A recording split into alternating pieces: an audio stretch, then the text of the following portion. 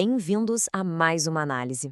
Hoje a gente vai entrar de cabeça num dos assuntos mais debatidos e, sinceramente, mais mal compreendidos do universo financeiro. Baseando puramente nos dados do nosso material de origem, a gente vai desconstruir de ponta a ponta os maiores mitos sobre a ideia de viver exclusivamente de renda passiva. É uma verdadeira jornada em busca de clareza sobre o que os números realmente dizem, então, bora lá!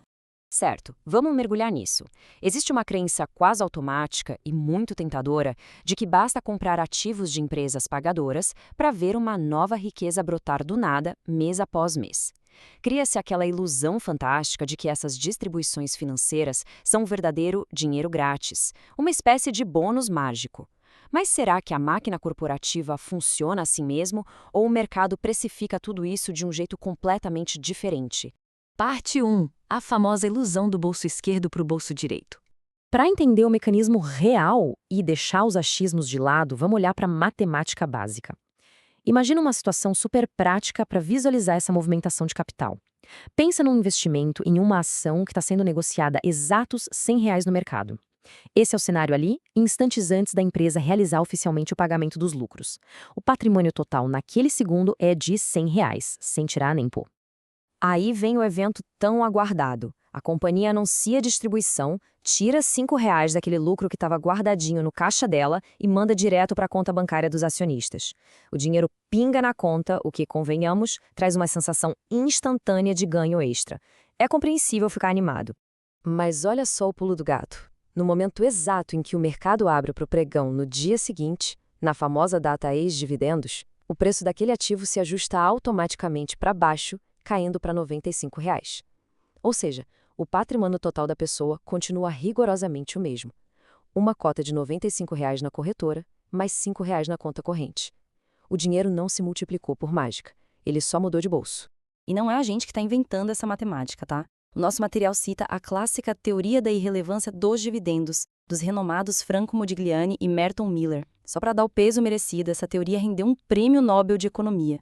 Ela prova por A mais B que o valor real de uma companhia vem da força dela em gerar lucros operacionais e inovar, e não de uma simples decisão contábil de distribuir dinheiro. Nenhuma riqueza nova surge do nada durante o repasse, é puramente movimento de caixa.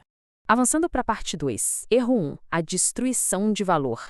Olhando para o mercado real, o primeiro grande equívoco que as fontes apontam é assumir que qualquer companhia que paga muito é automaticamente um investimento excelente. O material faz um contraste fenomenal aqui. Pense em gigantes como a Amazon, Meta e a Berkshire Hathaway. Elas passaram décadas sem distribuir capital, preferindo segurar bilhões em caixa para financiar inovações massivas, criando um valor trilionário no longo prazo. Já do outro lado, ser sócio de empresas estatais muitas vezes exige o foco nessas distribuições contínuas, de forma bem defensiva, justamente para evitar que o dinheiro fique retido e seja corroído por gestões ineficientes. Tópico 3. Erro 2. A armadilha do rendimento. O famoso yield trap. O que nos leva de forma bem lógica para a segunda grande armadilha do nosso estudo: tomar decisões olhando apenas para a porcentagem do rendimento. Agora, o que chama muita atenção nessa análise é como a matemática percentual pode esconder falhas bizarras. Imagina que uma ação custava R$ 20 e distribuiu R$ 1, dando um retorno histórico de 5%. Aí a empresa começa a queimar caixa, perde o mercado e a ação despenca para R$ 10. Aquele mesmo R$ 1 do passado agora representa um rendimento de 10% na tela. Parece incrível, né? Mas é uma ilusão que esconde o fato de que os fundamentos da empresa estão derretendo. O material ilustra perfeitamente essa armadilha com um exemplo doloroso e super conhecido aqui no Brasil, a Oi. Olhando só pelo retrovisor dos indicadores, ela parecia uma pagadora fantástica. Só que essas distribuições gigantescas estavam maquiando uma dívida agressiva e uma operação perdendo totalmente o fôlego. O resultado? O colapso do negócio e a famosa recuperação judicial de 2016. Quem olhou só para o rendimento alto, viu o capital virar pó. Parte 4. Erro 3. O consumo prematuro. Chegamos ao terceiro erro crítico, que mexe muito com o comportamento. É aquele ímpeto, aquela pressa de querer gastar os rendimentos nos primeiros estágios da jornada, antes mesmo de ter um alicerce sólido. A lógica dos dados é bem implacável aqui. Mesmo um rendimento anual excelente de 10% não faz milagre numa base pequena. Com R$ 1.000 investidos, o retorno é de apenas R$ 100 em 12 meses. Dá menos de R$ 10 por mês. Esse dinheirinho funciona de um jeito muito mais inteligente como combustível para acumular novos ativos e não como renda para bancar o cafezinho do mês. Tópico 5. O verdadeiro poder do reinvestimento. É super importante mudar o foco dessas armadilhas de curto prazo para a matemática irrefutável do acúmulo de riqueza. É aqui que entra a magia dos juros compostos. Um levantamento enorme da Hartford Funds, cobrindo o mercado de 1960 até 2025, mostra algo de cair o queixo.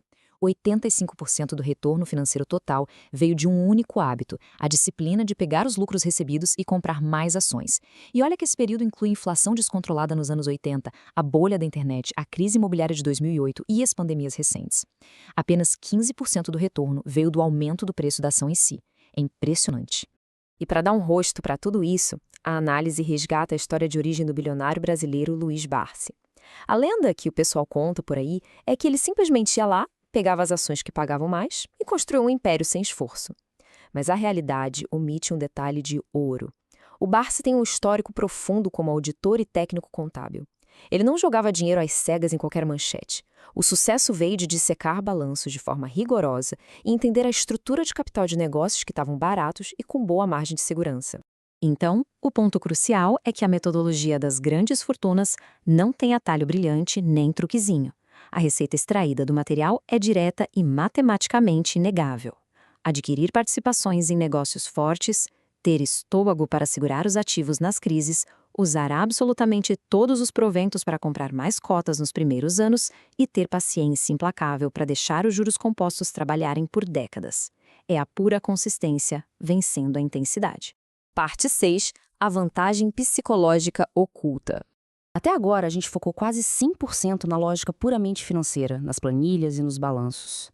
Mas a análise ficaria muito incompleta se a gente deixasse a psicologia humana de lado. Quando a economia balança e as telas começam a sangrar dezenas de por cento no vermelho, o instinto humano natural grita para vender tudo e fugir. E é exatamente nas piores crises que aquele dinheiro pingando na conta age como uma verdadeira âncora emocional. Atua quase como uma dose de dopamina. É a prova real e incontestável de que, mesmo com as cotações derretendo, as empresas continuam operando e gerando caixa de verdade no mundo real.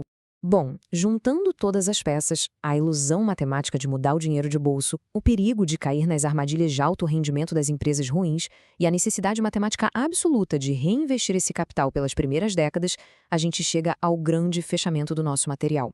Entender a diferença gigante entre torrar o dinheiro agora ou aproveitar o efeito bola de neve para criar um patrimônio gigantesco é o que separa o sucesso da estagnação.